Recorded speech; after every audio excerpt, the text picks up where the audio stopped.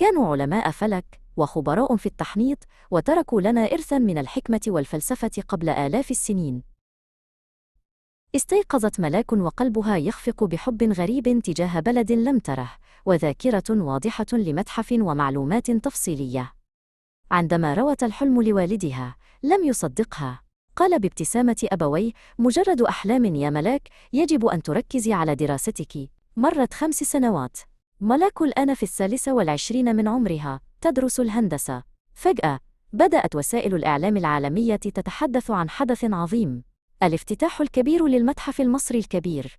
تذكرت ملاك كل كلمة من الحلم. لم تستطع ملاك الانتظار. قررت العائلة السفر في إجازة لزيارة مصر.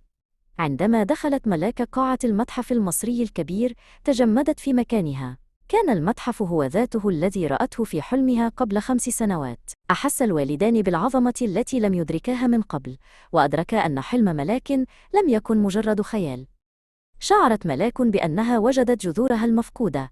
نظرت إلى والدها وقالت بهمس وعيناها لامعتان: هذا هو الوطن يا أبي. بعد شهر من التجول بين كنوز المتحف وسحر مصر، قررت العائلة العودة إلى مصر نهائياً. عادت ملاك ليس إلى جبال ألبانيا بل إلى أرض الحضارة. واكتشفت أن أعظم الكنوز ليست في المتاحف، بل في الشعور العميق بالانتماء والهوية. The Colossal Echo